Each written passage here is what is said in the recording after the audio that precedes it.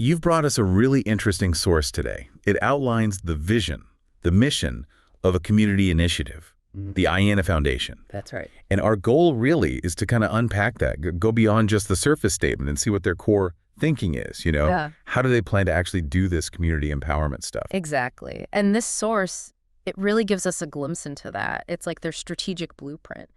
What strikes me immediately, though, is the focus on the future. It's not just about managing today's problems.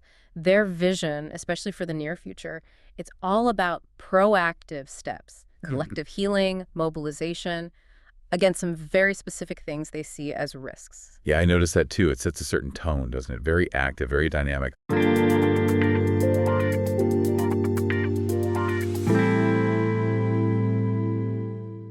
Okay, so before we get into the fighting part they mentioned, who is this actually for? Who's the focus? Well, the main focus seems pretty clear. It's young people and families. And the overarching aim, it seems, is making sure they feel supported and empowered towards a brighter future. So it suggests, a really comprehensive approach, the whole family unit. Right, supporting the whole structure. Yeah. Because I guess the health of the community depends on its youngest members, its family. It's foundational. Okay, so that's the positive vision. Yeah. But they immediately pivot to what threatens that vision. Yeah. And they don't mince words, do they? Yeah, not at all. They talk about social harms that lurks around preying on our youth and families. That language, preying on, it's quite strong, almost predatory. Why frame it like that? Well, I think that framing is actually quite strategic, using social harms specifically. Right. It does a couple of things. It externalizes the problem, first off. Right. It's not us, it's them. Exactly. It points to these pervasive, identifiable dangers. Maybe things like isolation, maybe addiction, maybe, misinformation, things like that. Dangers that need a collective defense. Ah, okay. So it shifts the narrative. It's not just we have issues internally. It's there's an external threat we need to unite against. Yes. It's basically a call to mobilize embedded right there in the language they use. And that leads into something else I found really interesting. Who the center is actually for. It's not just for people needing help, is it? No, it's broader. They explicitly say it's for those who understand the pain of the society and want to play a constructive role in its healing. So people who've maybe been through it themselves or deeply empathize. That seems to be the implication. And that's where the proactive part really kicks in, I think. If you're just getting aid, you're sort of passive. Right, a recipient. Yeah. But by inviting people who understand the pain to become healers, to become agents of change, well, they bypass that whole typical donor-recipient dynamic. Interesting. So they're recruiting participants based on shared experience, not just building a list of clients. Exactly. Motivated, active participants. Okay, that idea of an active base, it brings us to what seems like a core tension, maybe. The dual role of the Ayeneh Center itself. How so? Well, on one hand, the language is very emotional, almost therapeutic. They call it a sanctuary. Right. You definitely see that. They talk about meeting deep psychological needs first. It's a haven for empathy and communication. A home where you are heard. A sanctuary where we hope you feel understood. All that points to building trust, psychological safety first, that foundation. Okay, but then they contrast that therapeutic vision, that haven, with a more, activist one. It's also a base for solidarity awareness and fighting against the social harms. Yeah. So how do those two things fit together? A cozy sanctuary versus a base for fighting? Seems like they could be at odds, doesn't it? It does seem like a potential friction point, yeah. How do you keep the comfort of the haven from, stopping people from engaging in the fight? Exactly. Does the document suggest how they navigate that? I think the way they frame it is actually key. That tension might even be part of the design. They seem to tie healing directly to action. Oh, The implication is, the only way to truly get past the common pains, the darkness they mention, is to actively engage in that fight. So the sanctuary is an end goal. It's more like a starting point. Kind of like a staging ground, yeah. Where trust is built, maybe some wounds are tended to, but just enough so people can mobilize. It provides the psychological safety needed for what might be, difficult collective action. Okay, that makes sense.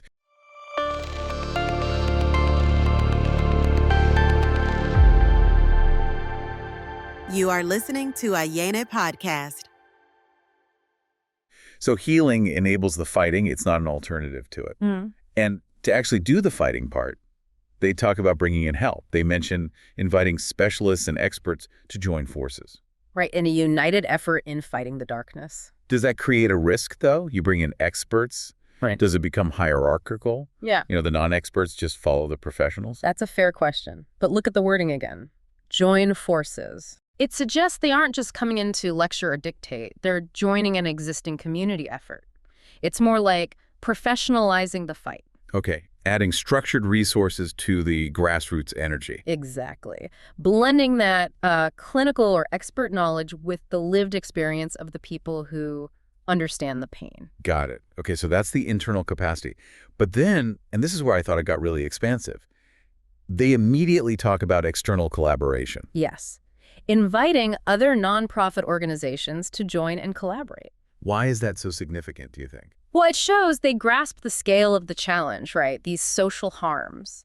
They're likely too big for any single group. So the Ayeneh Center isn't trying to be the only solution. No, it positions itself more like a hub, maybe, a coordinating point. By bringing in other nonprofits, they can tap into a whole ecosystem of resources, knowledge, avoid duplicating what others are already doing, maximize the impact. Makes sense. And the result of all this collaboration, the way they empower the community, they lay out 3 specific pillars for that, don't they? They do. It's very clear. Awareness, education, and prevention. That 3-pronged approach. Yeah. That seems to be the core service delivery model, if you want to call it that. Collaboration fuels it, but the goal is making the community more aware, better educated about the harms, and ultimately equipped to stop them before they start, especially thinking about the youth. Okay, so that framework gives us the how. But the document also gives us a clear why. There's that list of 4 specific things the society needs. It feels like their roadmap. It really does, and the order they list them in is, well, it's quite deliberate, I think. Okay, what are they? Can you remind us? Sure. First, to strengthen the culture of solidarity. Second, to accept our differences. Third, to know the nature of the social harms. And fourth, to understand our common pains. Interesting. A lot of organizations might start with the internal stuff, right? Like understanding pain or accepting differences, emotional shifts. Yeah, you might expect that. But Ayeneh puts strengthening the culture of solidarity, number 1, right at the top. Why prioritize that external action, that unity, over the internal work?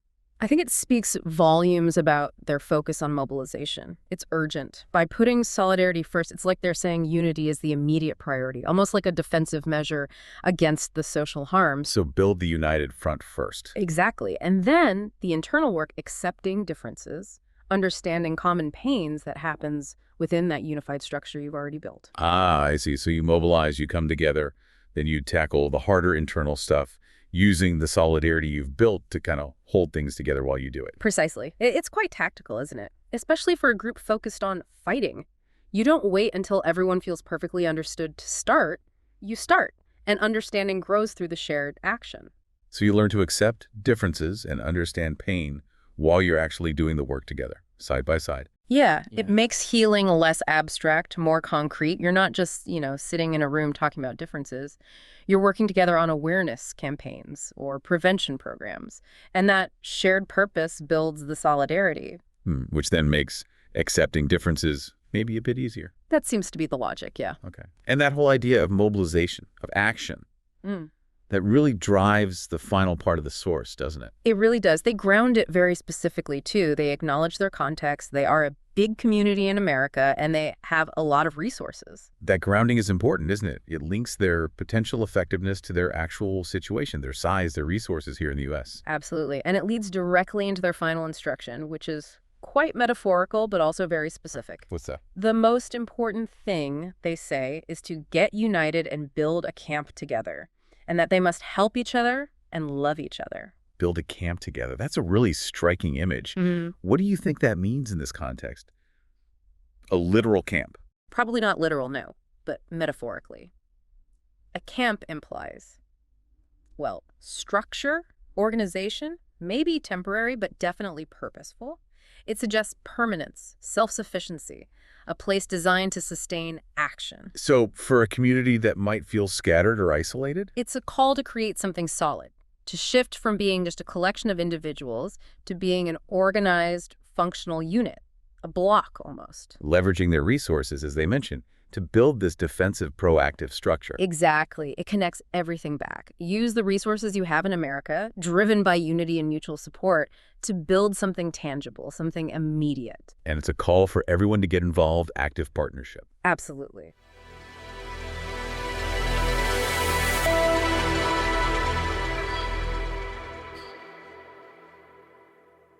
That final line really sums it up. Lend a hand so we can lend a helping hand to others. It puts the onus back on the community itself.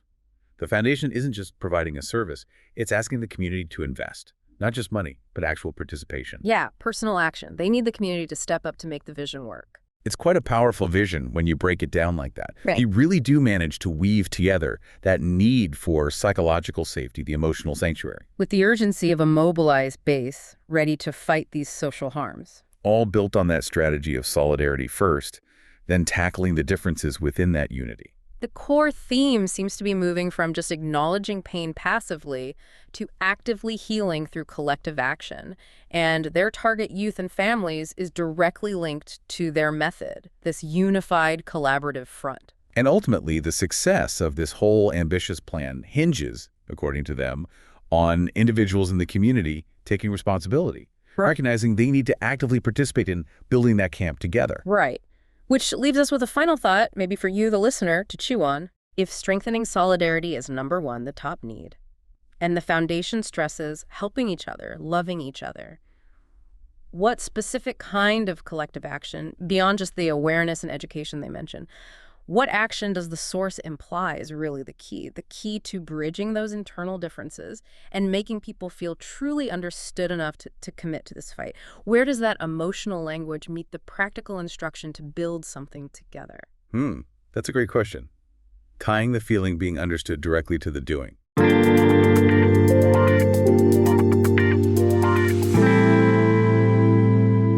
Today, we're undertaking a strategic analysis of the Ayeneh Foundation. This is an organization's focus, its operational focus. Well, it evolved pretty rapidly right after it was founded. It started back in 2000, focusing just on addiction education, but then broadened its scope quite dramatically only 3 years later. Now, this trajectory, combined with its rather ambitious vision for the future Ayeneh Center, it presents us with a fascinating strategic riddle. The tension, as I see it anyway, isn't really about what they do exactly, but more about where their primary energy, their main strategic thrust, must be directed.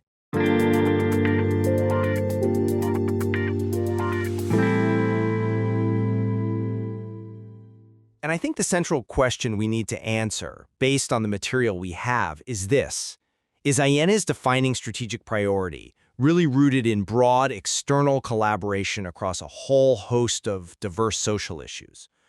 Or must it be concentrated, really focused, on the intensive internal process of community healing and strengthening solidarity? Now, I'm going to argue that the Foundation's identity, its strategic core, it's defined by that expansive collaborative mission across multiple issues and organizations. Okay. Well, I come at it from a slightly different angle. While that expansive outward-facing scope is, it's undeniable, I'm going to maintain that their core strategy must fundamentally prioritize the imperative for intensive internal repair first. Creating empathy, strengthening solidarity within the community, that's not merely a goal. I think it's the essential prerequisite, the thing that legitimizes and frankly sustains any external outreach effort they might undertake. Right. Let's look at the foundational evidence, though, for the breadth of their mission.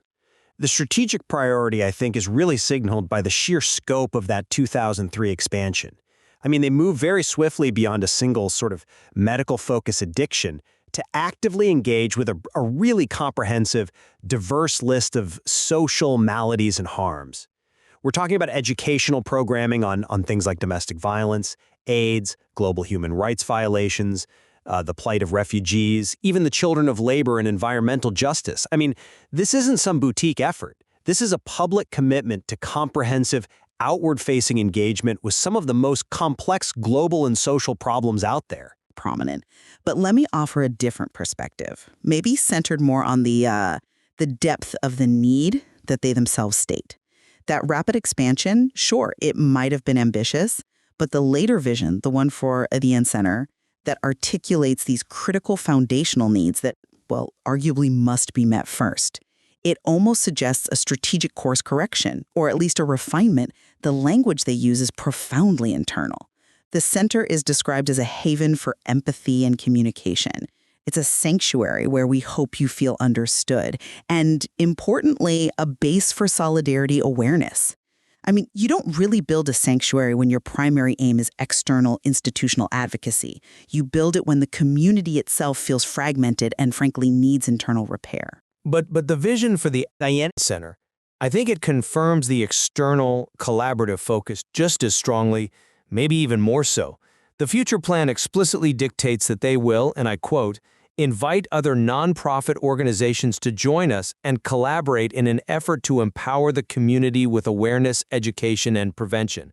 Now that outlines a concrete strategy, right? It's built on leveraging external institutional partnerships and expertise specifically to conduct these wide-ranging awareness campaigns. Their mandate seems clearly to lead the charge in fighting against the social harms that lurks around preying on our youth and families. The fight itself feels fundamentally external, and collaboration is the chosen strategic mechanism. I'm just not entirely convinced that institutional collaboration is the primary strategic lever here, because the context of that collaboration feels crucial. The strategic pivot towards depth, as I see it, is defined by the needs of the society itself, needs that are clearly internal, like strengthening the culture of solidarity, like accepting our differences.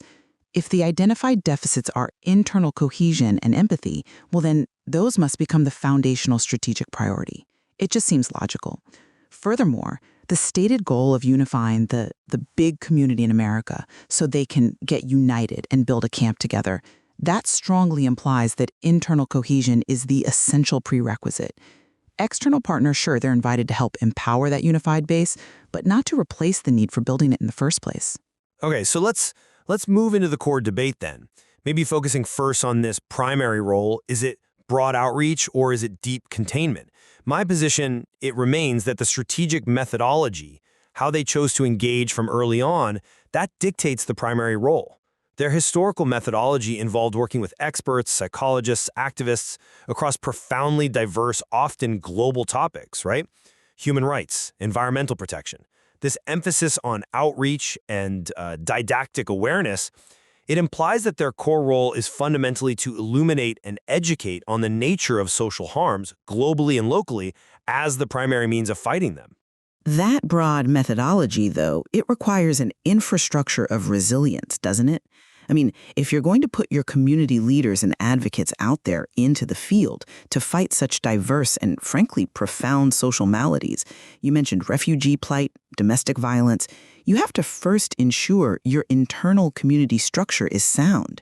The emphasis on the Ayeneh Center as a haven, as a home where you are heard, it suggests to me that the foundation is strategically acknowledging the toll that this kind of external, broad engagement takes on people. It feels like a necessary pivot toward deep, contained internal work.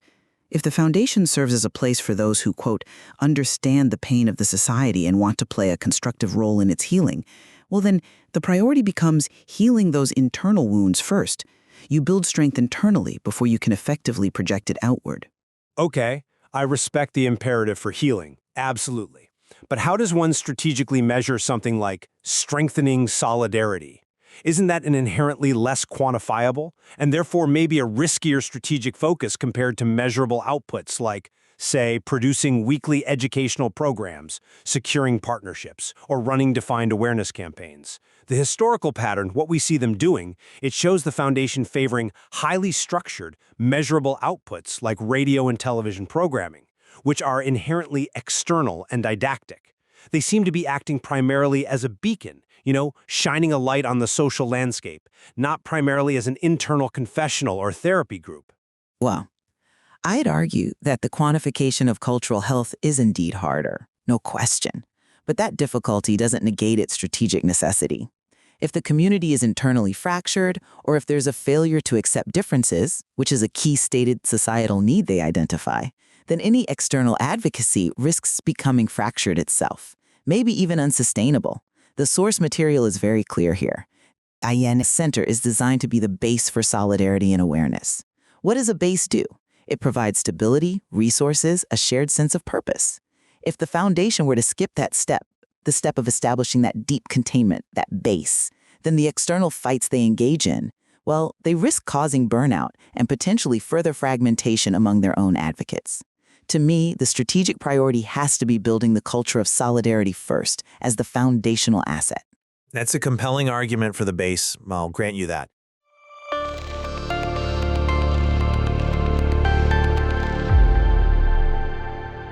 You are listening to Ayeneh Podcast. But let's transition maybe into our second point. Interpreting collaboration. If the goal is strategic sustainability, as you suggest, my interpretation of collaboration focuses very heavily on institutional leverage. The future vision stresses collaboration by, again, inviting specialists and experts to join forces in a united effort, and it explicitly calls on other nonprofit organizations to join. This, to me, focuses the strategy squarely on scaling their efforts by leveraging external institutional resources and expertise, specifically for prevention and education. This looks like an institutional partnership model designed to achieve broad, systemic impact. That's an interesting point, though I guess I would frame the priority differently again. While yes, external institutional collaboration is clearly mentioned, the emotional and strategic language surrounding collaboration feels overwhelmingly centered on internal grassroots unity. The community itself is repeatedly framed as the ultimate, the essential resource. They stress the need for community members to help each other and even love each other. The fundamental strategic mandate seems to be empowerment from within, urging them to lend a hand so we can lend a helping hand to others. Now, this implies that the true essential collaboration must first be realized internally within what they call the big community in America. Institutional partnerships in this light, they feel supplemental to that core communal unity, not the primary strategic driver itself. But the text describing those institutional partnerships specifically states they are collaborating in an effort to empower the community with awareness, education, and prevention. Those sound like high-level strategic outputs to me, things that often require structured institutional support. Maybe legal aid, organized policy influence, scalable budgets, things like that. A spontaneous grassroots movement can provide energy, absolutely, but it often requires that institutional structure, like the specialists and experts they mention, to achieve the kind of prevention and education goals they've set across issues as diverse as environmental justice and human rights.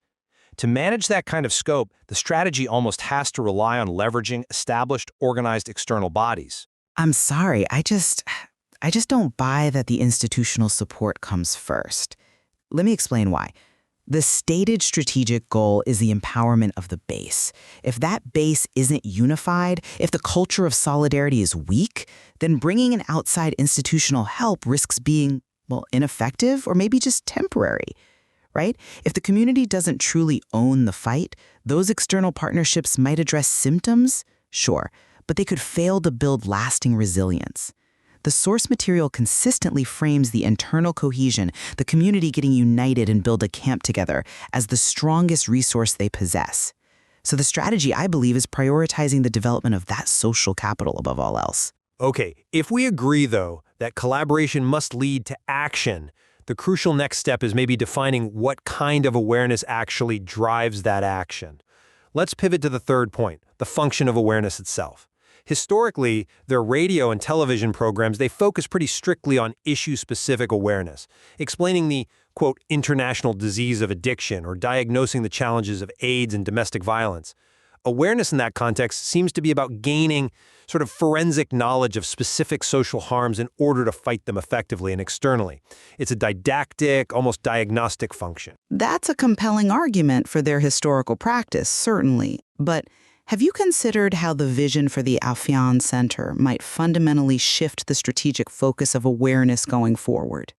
The immediate needs they list are things like strengthening solidarity and accepting differences. So awareness in this foundational context seems less about identifying discrete external maladies and much more about fostering empathy, recognizing our common pains, and building a unified, resilient culture. The required awareness becomes internal, it becomes relational. I mean, if you haven't first raised awareness about the critical need for internal unity and acceptance within the community, how effectively can you then deploy that community to educate the broader public about, say, environmental justice or refugee rights? It feels like the foundation of the pyramid has to be that cultural understanding. I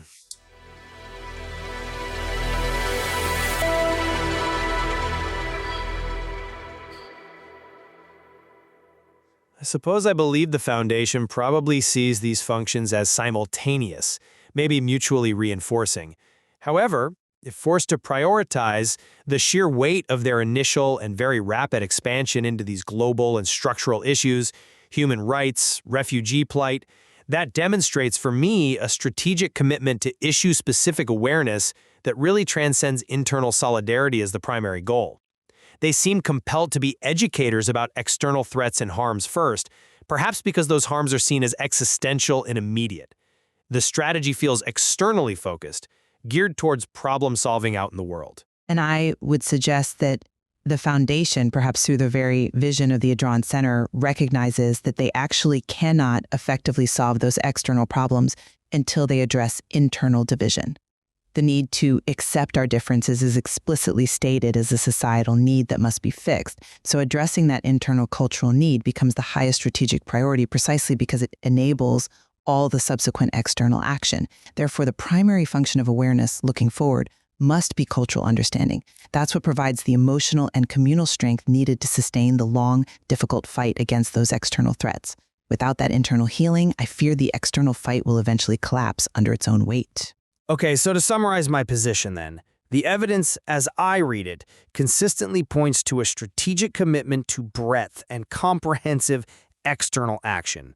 From that initial, very rapid expansion back in 2003, which took on this vast portfolio of social ills, right through to the explicit future goal of leveraging external institutional alliances, the Foundation's identity seems forged as a wide-ranging educational platform, one committed to diagnosing and combating a whole spectrum of deeply rooted social problems. The strategy looks expansive, utilizing institutional collaboration and didactic awareness to proactively fight social harms wherever they lurk. And my conclusion is that the Foundation's ultimate success really hinges on its ability to execute that more intimate vision of the Ayeneh Center, creating the necessary internal environment first, one of empathy, communication, solidarity, a true sanctuary.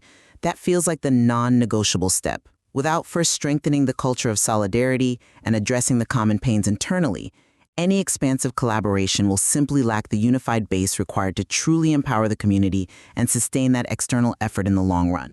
The internal healing is the strategic focus, I believe, and it's the only way to make the expansive mission truly viable long-term. It is clear, then, that the Ayeneh Foundation faces, well, a tricky balancing act.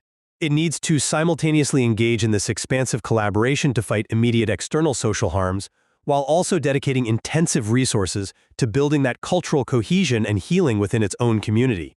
Unnecessary tension, indeed, and one that certainly illuminates the complexity inherent in any organization that's aiming for fundamental societal change. It leaves us, I think, to consider whether that foundational internal strength must fully precede or perhaps just accompany large-scale external ambition.